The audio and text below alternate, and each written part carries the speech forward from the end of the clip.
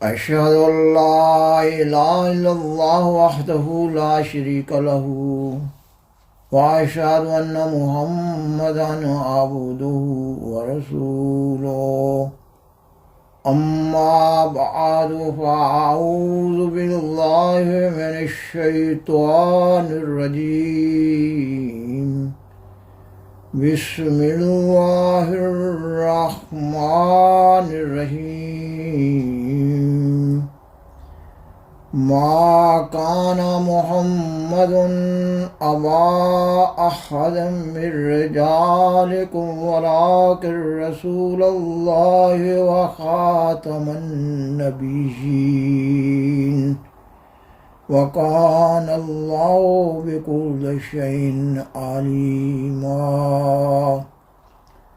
سامعین و ناظرین کرام، السلام علیکم ورحمۃ اللہ وبرکاتہ۔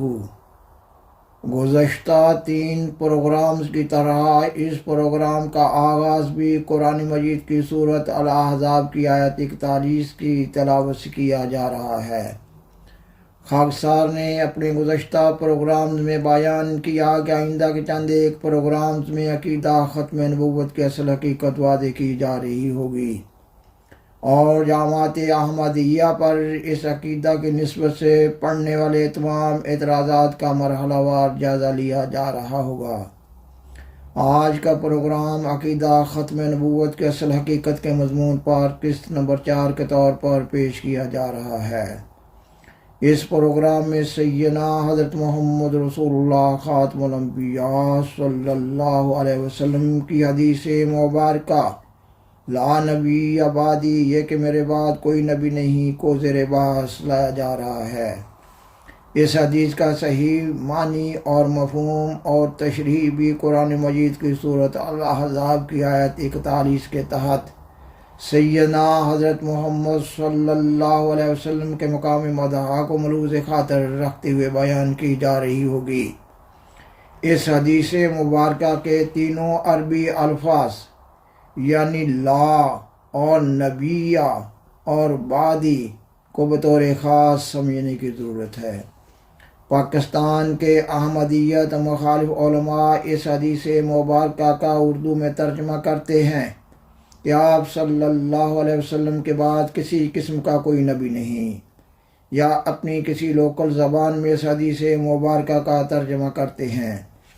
اور پھر ترجمہ کرنے کے بعد وہ قرآن مجید، حدیث اور اقوال بزرگان سلف کی قطعاً کوئی پرواہ نہ کرتے ہوئے حضرت بانی سلسلہ عالیہ احمدیہ علیہ السلام کو گالی گلوچ دینا شروع کر دیتے ہیں۔ وہ اس حدیث مبارکہ کے بارے میں جماعت احمدیہ کے موقف کو زیر بحث نہیں لاتے۔ وہ اپنے لوگوں کے ذہن میں نسل بعد نسل یہ بات راسخ کرتے چلے جا رہے ہیں کہ سیدنا حضرت مرزا غلام احمد قادیانی علیہ السلام نے سیدنا حضرت محمد رسول اللہ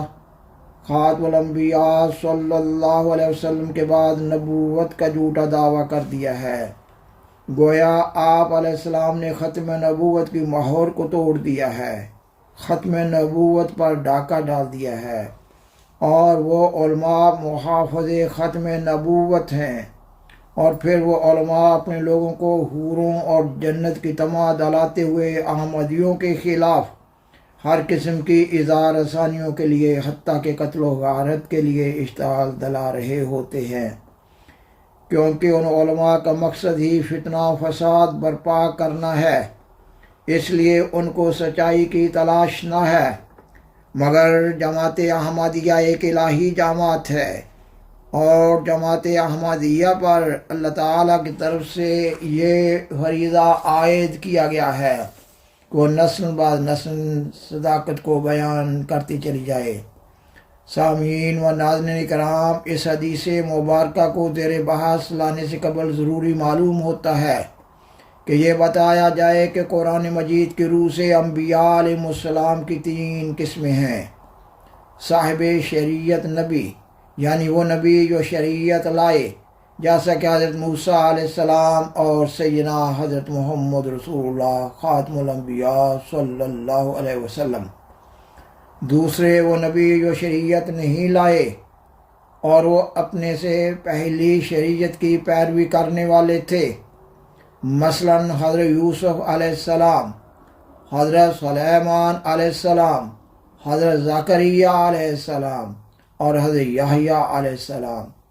نبوت کی تیسری قسم یعنی امتی نبی سیدنا حضرت محمد رسول اللہ خاتم الانبیاء صلی اللہ علیہ وسلم کی بعثت کے بعد اسلام میں پیدا ہوئی ہے، کیونکہ سیدنا حضرت محمد رسول اللہ صلی اللہ علیہ وسلم کے ذریعہ نبوت اپنی معراج کو پہنچی، اور سیدنا حضرت محمد رسول اللہ صلی اللہ علیہ وسلم کے ذریعہ شریعت اپنی تکمیل کو پہنچی۔ اس لیے اللہ تعالیٰ کی طرف سے سیدنا حضرت محمد رسول اللہ صلی اللہ علیہ وسلم کو خاتم النبیین کے مقام عالی شان پر فائز کیا گیا، اور اسلام کی شریعت کی کتاب کو خاتم الکتب قرار دیا گیا۔ اس کا مطلب یہ ہوا کہ آپ صلی اللہ علیہ وسلم کے بعد کوئی ایسا نبی نہیں آ سکتا جو نئی شریعت لائے یا اسلام کی شریعت کو منسوخ قرار دے، اور نہ ہی کوئی ایسا نبی آ سکتا ہے جو سیدنا حضرت محمد رسول اللہ صلی اللہ علیہ وسلم کی پیروی اور اطاعت سے آزاد ہو اور آپ علیہ السلام کا امتی نہ ہو، مگر یہ ایک دوسری حقیقت ہے کہ سیدنا حضرت محمد رسول اللہ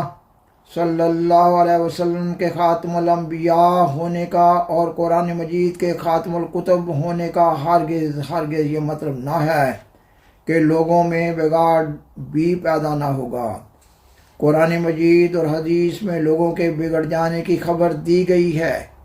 نیز آخری زمانہ میں اسلام کا جدید غلبہ کی پیش گوئی بھی کی گئی ہے، اور امت محمدیہ میں لوگوں کی اصلاح کے لیے اور غلبہ اسلام کے لیے ظہور امام مہدی و نزول مسیح موعود کا وعدہ بھی دیا گیا ہے، اور اسلام میں امام مہدی اور مسیح موعود کا مقام امتی نبی کا بیان ہوا ہے۔ اس لحاظ سے اسلام میں سیدنا حضرت محمد رسول اللہ صلی اللہ علیہ وسلم کی محبت، اطاعت اور پیروی میں امتی نبی کا مقام پانا بھی نبوت کی ایک تیسری قسم بیان ہوئی ہے۔ انشاءاللہ تعالی اس سے اگلے پروگرام میں قرآن مجید اور حدیث اور اقوال بزرگان سلف کی روشنی میں سیدنا حضرت محمد رسول اللہ خاتم الانبیاء صلی اللہ علیہ وسلم کی محبت، اطاعت اور پیروی میں امت محمدیہ میں عند ضرورت نبوت کا مقام پانے پر بات کی جا رہی ہوگی۔ سامعین و ناظرین کرام، خاکسار نے بیان کیا کہ اس پروگرام میں حدیث مبارکہ لا نبی بعدی، یہ کہ میرے بعد کوئی نبی نہیں کو زیر بحث لایا جا رہا ہے، اور خاکسار نے یہ بھی بیان کیا کہ حدیث مبارکہ کے تینوں الفاظ لا اور نبیہ اور بعدی کو بطور خاص سمجھنے کی ضرورت ہے۔ خاکسار نے ابھی اس پروگرام میں نبوت کی 3 اقسام بیان کی ہیں۔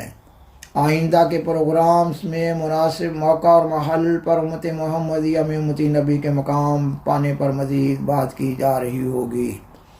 اس وقت اس پروگرام میں خاکسار لفظ لا بمانی نہیں اور لفظ بعدی بمانی میرے بعد کی قدر وضاحت پیش کر رہا ہے۔ عربی زبان میں لا بمانی نہیں، لا نفی جنس کے لیے بھی استعمال ہوتا ہے اور لا نفی کمال کے لیے بھی استعمال ہوتا ہے، اور اسی طرح عربی زبان کا لفظ بعدی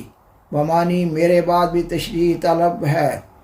لفظ بعدی بمانی میرے بعد کا مفہوم بھی اسی حد تک محدود ہوتا ہے جو بولنے والے کے ذہن میں ہوتا ہے، مثلا عارضی غیر حاضری یا لمبا زمانہ غیر حاضری یا مستقل غیر حاضری بمانی موت۔ نیز بعد کے معنی مخالفت یا مغایرت کے بھی ہوتے ہیں۔ یہ عربی زبان کا قاعدہ ہے، جماعت احمدیہ کا خود ساختہ اصول نہ ہے۔ قرآن مجید اور حدیث اور محاورہ عرب سے اس مضمون کو بدلائل بالوضاحت بیان کیا جا سکتا ہے۔ الفاظ لا نبی بعدی مکمل حدیث نہیں ہے۔ سیدنا حضرت محمد رسول اللہ صلی اللہ علیہ وسلم نے لفظ لا نبی بعدی مختلف احادیث میں مختلف مواقع پر بیان فرمایا ہے۔ مثلاً آپ صلی اللہ علیہ وسلم غزوہ تبوک پر جانے لگے تو حضرت علی رضی اللہ تعالیٰ عنہ کو اپنے پیچھے مدینہ میں چھوڑا۔ حضرت علی رضی اللہ تعالیٰ عنہ فکر مند ہوئے کہ شاید ان کو ان کی کسی کمزوری کی وجہ سے پیچھے چھوڑا جا رہا ہے۔ آپ صلی اللہ علیہ وسلم نے حضرت علی رضی اللہ تعالیٰ عنہ کو تسلی دیتے ہوئے فرمایا، اے علی، کیا تو خوش نہیں کہ تو مجھے ایسا ہی ہے جیسے موسیٰ علیہ السلام کو ہارون علیہ السلام، مگر فرق صرف یہ ہے کہ تو میرے بعد نبی نہیں ہوگا۔ آپ صلی اللہ علیہ وسلم کا یہ خطاب عام نہیں بلکہ خاص موقع کے لیے خاص حضرت علی رضی اللہ تعالیٰ عنہ سے ہے، اور پھر مختلف مواقع پر بیان کی جانے والی اس حدیث لا نبی بعدی کی تشریح اس طرح بھی کی جاتی ہے کہ اس حدیث میں لا نفی سے نفی جنس مراد نہیں ہے بلکہ لا نفی کمال مراد ہے،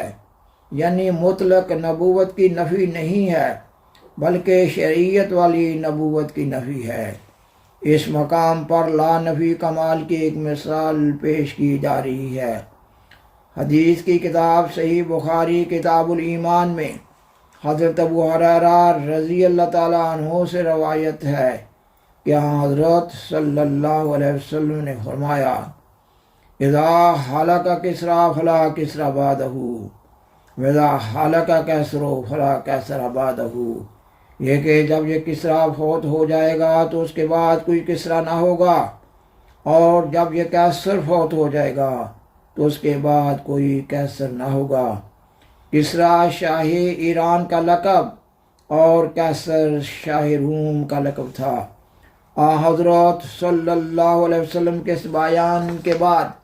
کسریٰ اور کیسر نسل بعد نسل ہوتے رہے ہیں۔ اس حدیث کا مفہوم یہ ہے